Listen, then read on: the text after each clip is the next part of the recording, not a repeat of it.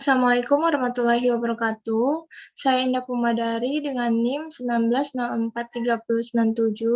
Saya akan menjelaskan tugas case method 4, Sistem Informasi Manajemen.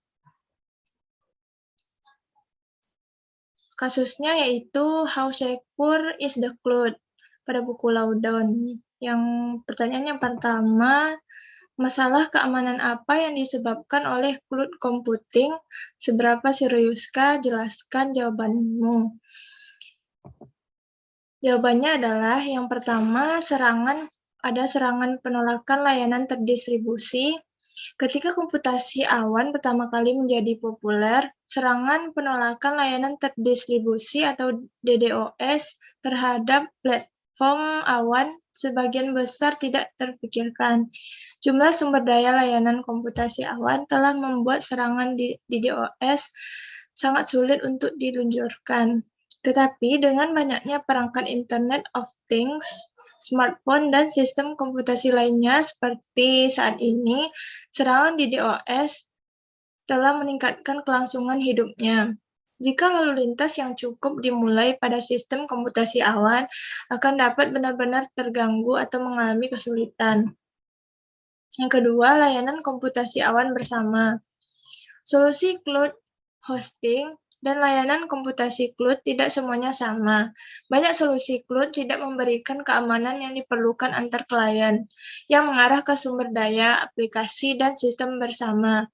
Dalam situasi ini, ancaman dapat berasal dari pelanggan lain dengan layanan cloud, dan ancaman yang ditujukan ke satu pelanggan juga dapat mempengaruhi pelanggan lain. Yang ketiga, kelalaian karyawan.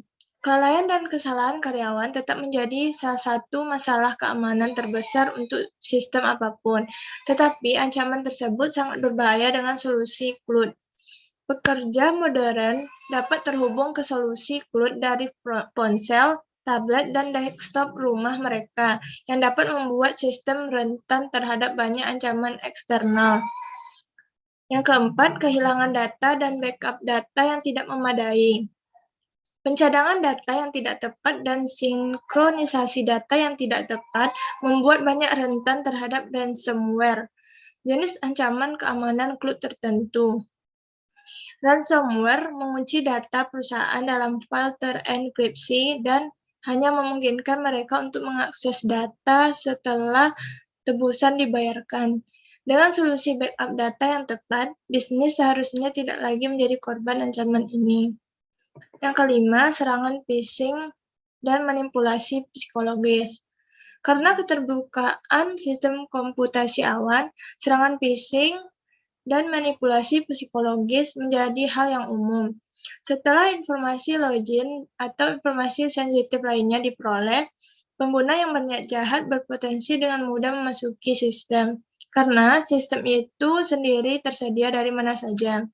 Karyawan perlu cukup mengetahui tentang phishing dan manipulasi psikologis untuk menghindari jenis serangan ini. Yang keenam, pada kerentanan sistem. Sistem komputasi awan selalu dapat mengandung kerentanan sistem, terutama dalam jaringan dengan infrastruktur yang kompleks dan beberapa platform pihak ketiga. Setelah kerentanan diketahui dengan sistem pihak ketiga yang populer, kerentanan tersebut dapat dengan mudah digunakan untuk melawan organisasi. Protokol tambalan dan pembaruan yang tepat, serta solusi pemantauan jaringan sangat penting untuk memerangi ancaman ini.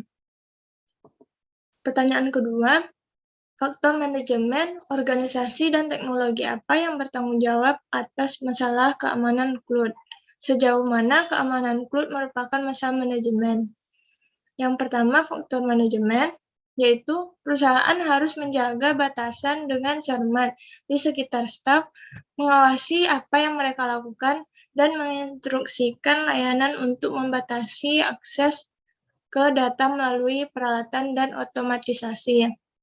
Yang kedua, faktor organisasi, yaitu perusahaan yang menggunakan layanan cloud seringkali perlu menerapkan kontrol tambahan pada tingkat pengguna aplikasi dan data.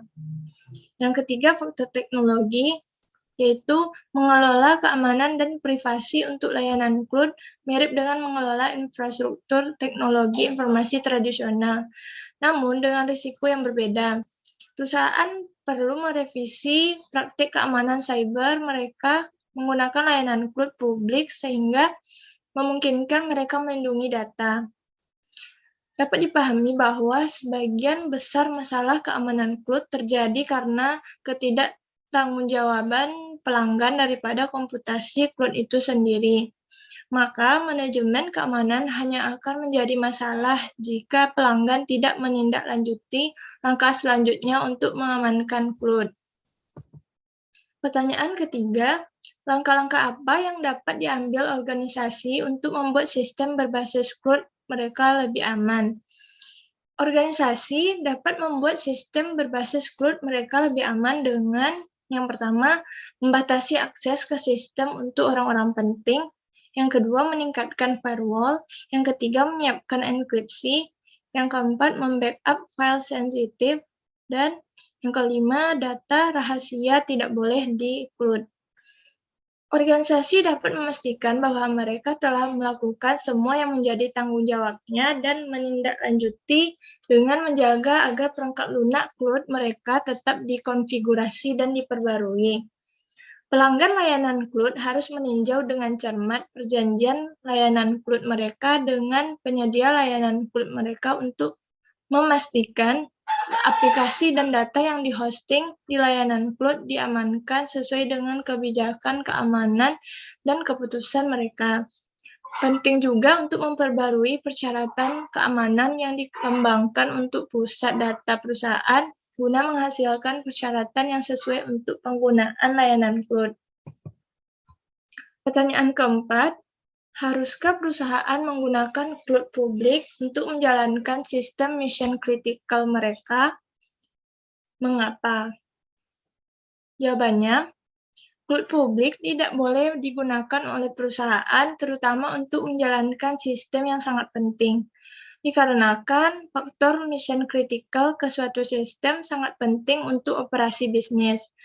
Cloud publik adalah sistem komputasi yang memungkinkan akses ke database orang-orang jika mereka ingin membeli dan mendaftar ke sistem mereka. Berarti siapapun akan memiliki kemampuan untuk melihat dan mengubah data perusahaan yang mungkin tidak benar diinginkan oleh pihak ketiga untuk diakses. Bila mengganggu faktor-faktor ini, akan mengakibatkan kegagalan operasi bisnis. Bahkan bisa mengakibatkan gejolak sosial masalah lain seperti kehilangan klien dan keuntungan. Itulah jawaban dari saya. Jika ada salah, saya mohon maaf. Assalamualaikum warahmatullahi wabarakatuh.